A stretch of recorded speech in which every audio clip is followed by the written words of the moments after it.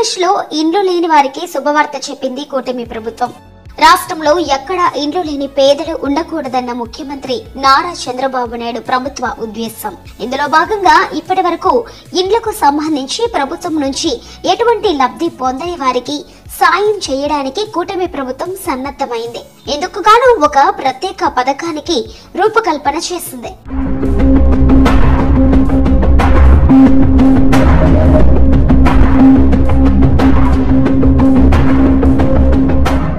ఇండ్లు లేని పేదలు, మధ్యతరగతి వారికి గ్రామీణ ప్రాంతాల్లో 3 సెంట్లు, అలాగే పట్టణ ప్రాంతాల్లో 2 సెంట్లు స్థలం ఇవ్వడానికి కూటమి ప్రభుత్వం సూత్రప్రాయంగా అంగీకరించింది.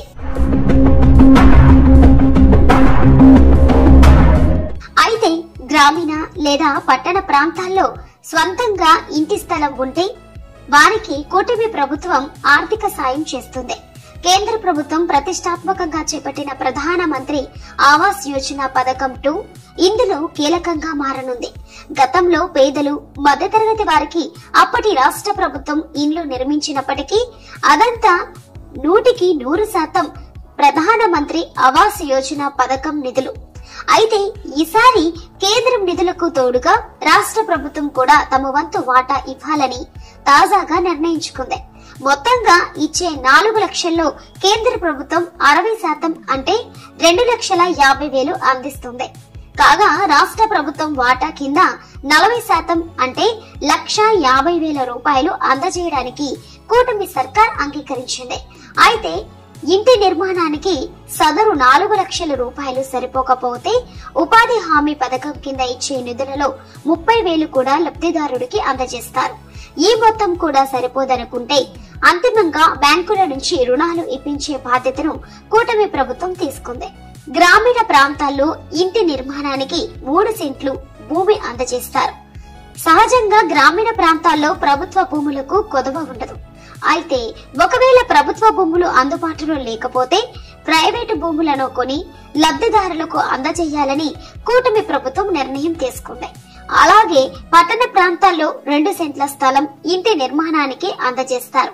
అయితే విడిగా స్థలంలాగా కాకుండా అపార్ట్మెంట్ లో ఒక ఫ్లాట్ రూపంలో ఇంటి స్థలాన్ని అందజేసే అవకాశాలున్నాయి.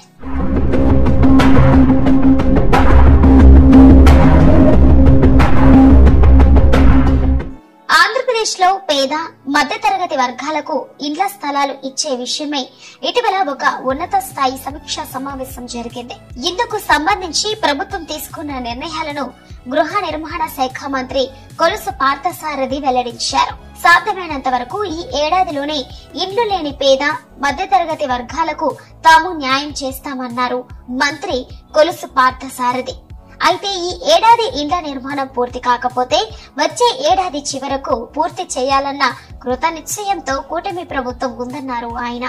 రాబోయే 100 రోజుల్లో అంటే అక్టోబర్ 100 రోజుల్లో 1,25,000 ఇల్లుని పూర్తి చేయాలని చెప్పేసి లక్ష్యాన్ని నిర్దేశించడం జరిగింది.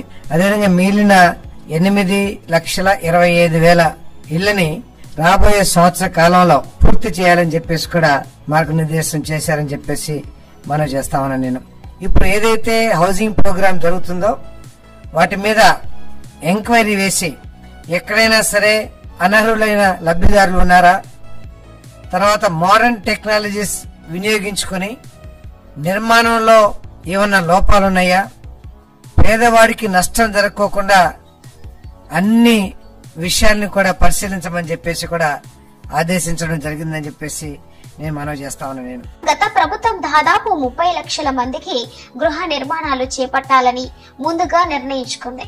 అయితే 5 ఏళ్ల కాలంలో కేవలం 8 లక్షల గృహ నిర్మాణాలు మాత్రమే పూర్తయ్యాయి. దీంతో గత ప్రభుత్వం అసంపూర్తిగా వదిలేసిన ఇండ్లను కూడా నిర్మించే బాధ్యతను కూటమి ప్రభుత్వం తీసుకుంది.